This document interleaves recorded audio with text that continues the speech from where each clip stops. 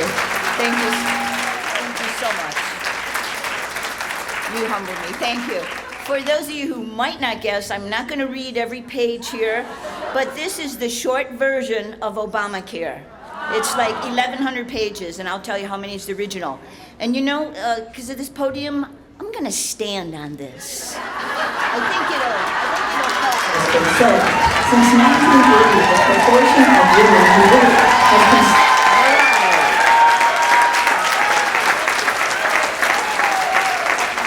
Thank you. Oh, good evening to all the women for a Romney-Ryan victory. Of course, you know, we will be the voters to make a decided difference this November, as been said. Since 1980, the proportion of women who vote has consistently topped the proportion of men who do. Additionally, women make approximately 80% of the healthcare decisions made for their families. So, let me get this straight. This is a long sentence. We're going to be gifted with a healthcare plan we are forced to purchase and fined if we don't, which purportedly covers at least 10 million more people without adding a single new doctor, but provides for 16,000 new IRS agents, written by a committee whose chairman says he doesn't understand it, passed by a Congress that didn't read it but exempted themselves from it, and signed by a president who smokes, with funding.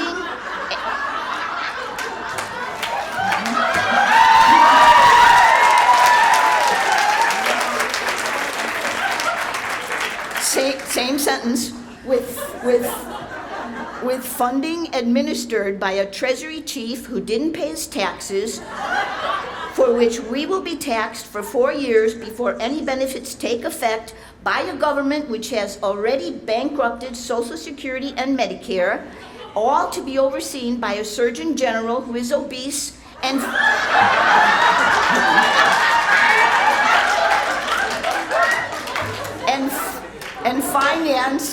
financed by a country that's broke.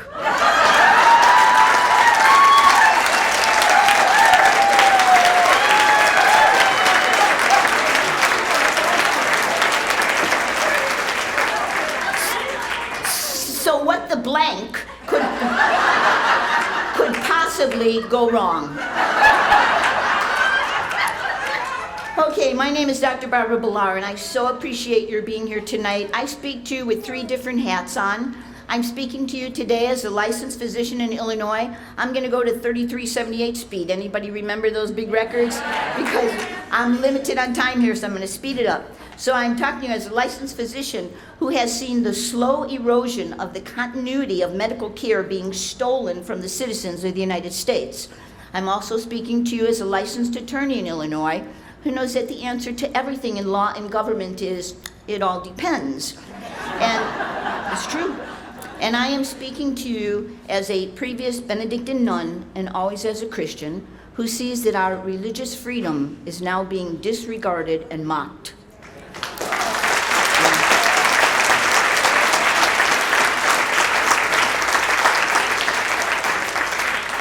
Abraham Lincoln once said, "You can't make a weak man strong by making a strong man weak." Obamacare is an abomination. Big zero. It's no exaggeration to call this a government takeover of our health care. Obama leaves virtually no aspect of health care beyond government control. You are giving the government authority over health care providers and consumers. This is a descent into rationing and socialism.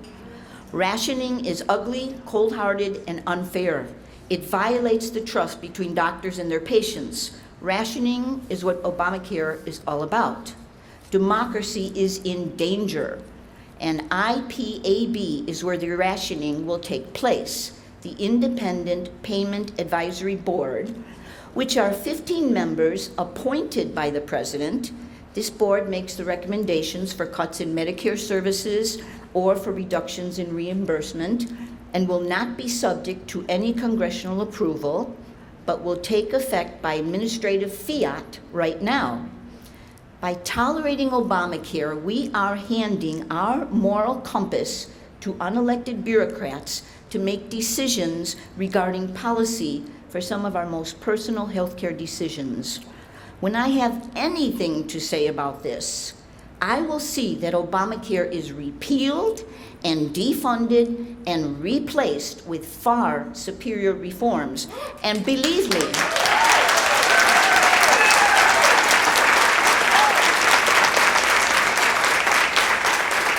I'm a small cog in the wheel, but I have some very substantial plans and alternatives. And so, Obamacare creates 159 new bureaucracies, boards, agencies, commissions, and programs to govern your health care. We've become one nation under too many laws. Obamacare refers to the Patient Protection and Affordable Care Act, which was signed into law on March 23, 2010. It is overpromised and underfunded. It is creating a recipe for the denial of treatment. It is over 3,256 pages of debatable, complex instructions. I have the short version here. It really should be called your end-of-life care options. God created us. He should decide how long we live, not Obama.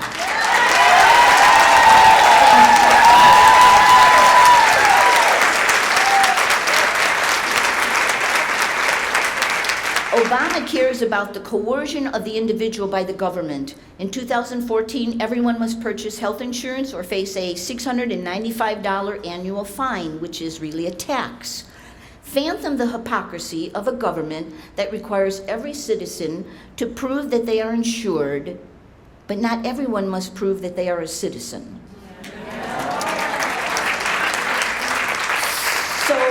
So an illegal immigrant actually has more freedom than an American citizen because they're not being forced to purchase health care. Something to think about. Obamacare is deeply disturbing because it chisels away at our most basic God-given freedom, and that is free will, freedom of choice. We need to see this for what it really is, the annihilation of our basic human rights. This is only the tip of the iceberg. It violates our freedom of religion to practice as we believe and not have the government say what you will and will not hold as deeply convicted principles in your life. For example, to mention some crucial issues among so many in this act, abortion. Obamacare marks a decisive pro-abortion shift. One thing I know from court decisions in many circuits is that unless abortion is expressly prohibited, courts will read it into laws providing for health care services. You will have no say as to whether you want your tax money spent this way or you do not. Secondly, the Health and Human Services contraceptive mandate. That requires health insurance companies to include contraception services in their health care plans, regardless of religious or moral obligations. This means required coverage for sterilization, as well as for all FDA-approved contraceptive medicines and devices are included. Even the recent most kind of pacifying revision still forces religious organizations to compromise their moral conscience. The recent Supreme Court decision on Obamacare did not take up the constitutional question at issue in religious liberty challenges to the mandate. So there are currently 23 lawsuits involving 56 plaintiffs which have been filed in federal court against this mandate. To characterize this as a Catholic issue misses the point. This mandate tramples on everyone's religious freedom.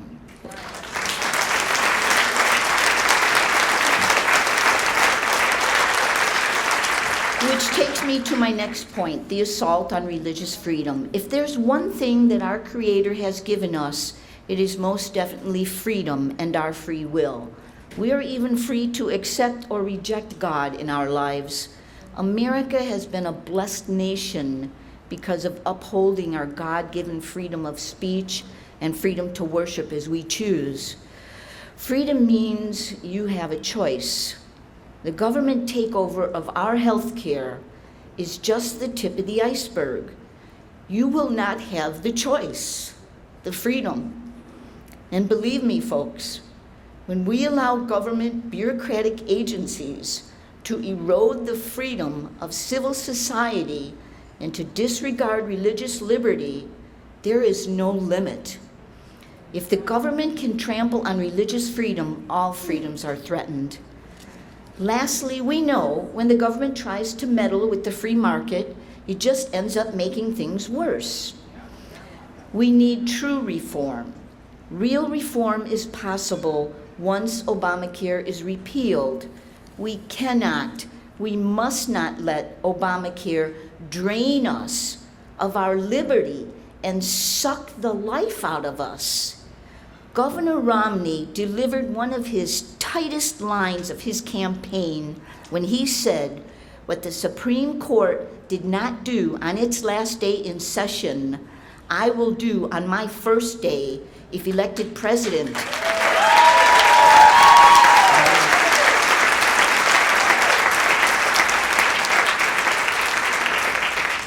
And that is, I will act to repeal Obamacare. Benjamin Franklin once said, "Energy and persistence conquers all things." Join me in being heard loud and clear. Hands off our health care. Now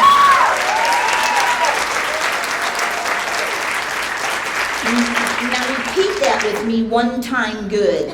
Hands off